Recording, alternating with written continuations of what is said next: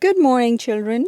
Today we're going to be reading really fun and interesting stories of Tenali Ramakrishna.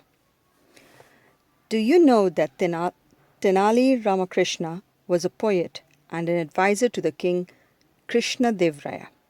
He was known for his amazing wit, humor, and extraordinary intelligence. All the stories of Tenali Rama tell us about the relationship with the king, his wisdom, and his problem solving capabilities. Our first story is The Thieves and the Well.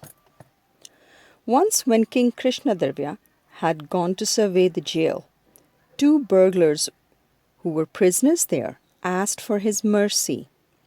They told him that they were experts at burglary and could help the king in catching other thieves. The king, being a kind ruler, asked his guards to release them, but with a condition. He told the burglars that he would release them and appoint them as his spies only if they could break into the advisor Tinali Rama's house and steal valuables from there. The thieves agreed for the challenge. That same night, the two thieves went to Tenali Rama's house and hid behind some bushes. After dinner, when Tenali Rama came out for a stroll, he heard some rustling in the bushes. He at once perceived the existence of the thieves in his garden. After some time, he went in and told his wife loudly that they have to be careful about their valuables as two thieves were on the run. He asked her to put all the gold and silver coins and jewelry in a trunk. The thieves overheard the conversation between Tenali and his wife. After some time, he carried the trunk to the well in the backyard of his house and threw it down the well. The thieves saw all this. As soon as Tenali went inside the house, the burglars came to the well and began drawing water out of it. They kept drawing water the entire night. Almost at dawn, they managed to pull out the trunk, but were shocked to see stones in it. This is when Tenali Rama came out and thanked them for letting him sleep well at night and also for watering his plants. The two thieves understood that Tenali Rama had outsmarted them, and they apologized and let them go. The moral of the story? Well, the moral of the story is that one should avoid accepting false claims. Now we come to the second story, which is called A Handful of Grain or 1,000 Gold Coins. There was a woman called Vidyalatha in the Vijayanagara kingdom.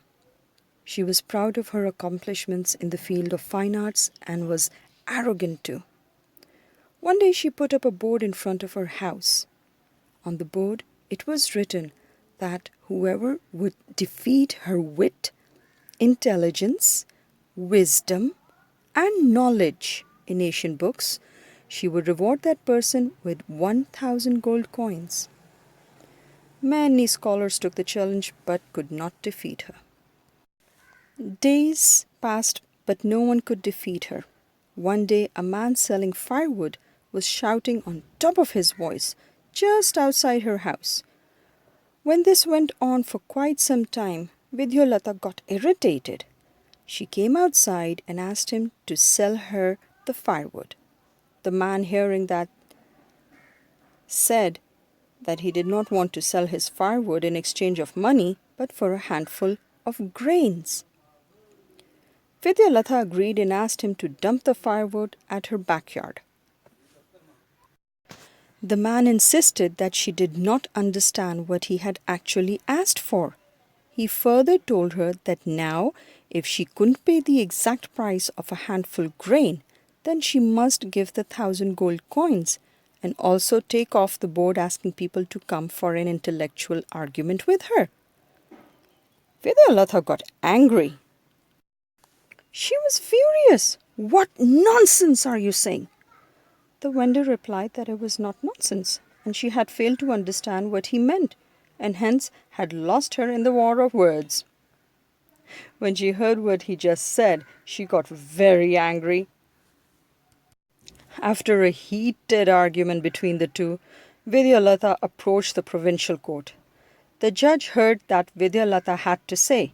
Then he asked the firewood seller what he wanted. He told the judge that in lieu of the firewood, he had asked her for a handful grain, which means a grain which would fill her hand.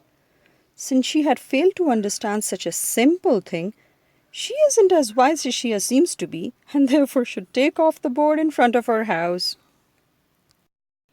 The judge was impressed by the firewood seller's intelligence and wit and asked Vidyalatha to pay him 1,000 gold coins and take the board off from outside her house. Tinali Rama had actually disguised himself as the firewood seller in order to teach the arrogant and snobbish Vidyalata a lesson. Moral of the story: you should be humble about your achievements and intelligence, and never, ever let a weak man know he's weak. Another story is about the king's dream. One morning, the king looked very worried. Tenali Rama asked the king what made him look so worried.